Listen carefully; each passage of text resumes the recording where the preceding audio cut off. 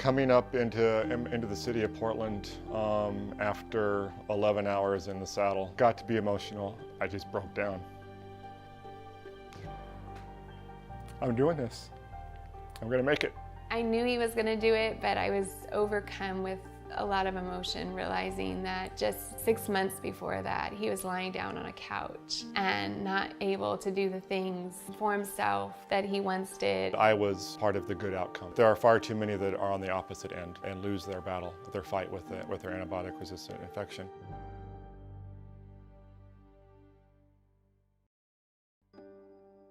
My original injury came during a basketball game. Well, he had had surgery on his ACL, and Chris actually had already started doing all the recovery process and was walking well. And so we were given permission to go on a trip. And on our way back home from that vacation, we stopped at a water park. Within, I would say, less than 10 hours, his leg was completely swollen, red, hot to touch. I went to the doctor the next day. They were determined that I had acquired a MRSA infection in my knee.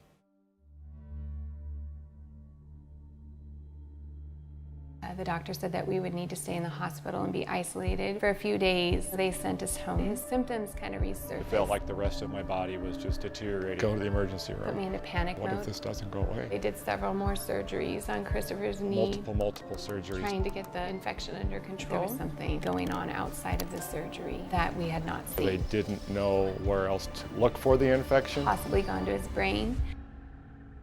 The doctor basically told me at that point that it had gone to his brain, that there wasn't a lot that they could do because he was on the highest, most potent antibiotic that they know to treat MRSA. And I faced the realization that I might lose him. And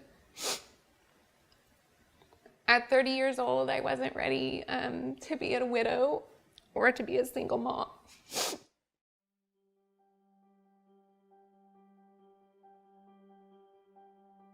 They went in and removed it all, but with that, Chris lost a lot of movement in his leg. He was unable to do the easy things like go to the bathroom by himself or get food for himself. I couldn't be the husband that I needed to be, that I wanted to be for my wife. I couldn't be who I wanted to be for my kids. When he was really sick, my son would take his Legos and sit on his dad's bed. I love being a dad. More than anything, and not being able to be that wrestling, running around, Lego building, tea party sipping dad that I had been. It was incredibly difficult emotionally.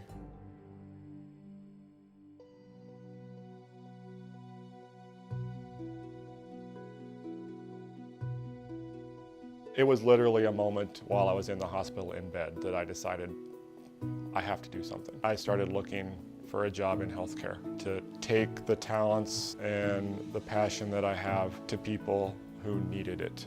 I think chefs have an amazing power to make people happy and to help in the healing process. It's been an incredible journey striving towards this goal of protecting the antibiotics that we have now, whether it's in animal agriculture or human medicine. Every time we use an antibiotic, they become less and less effective. At this point, what I do every quarter is take an inventory of what percentage of the proteins that I'm buying are classified as reduced or responsible use of antibiotics. There are opportunities where antibiotics are the answer. There are places where it's not. So I think we just need to figure out, are we using those tools that we have correctly? Are we making the right decision? Guys, gotta get there. This experience has changed us forever. One, I think learning to seize our moments. We're not promised another breath. I look at where we were and where we are now, and I can't imagine it being the other way. I don't want to be part of a post-antibiotic era, and my kids, they're 16 and 14. They got hopefully a very long life ahead of them.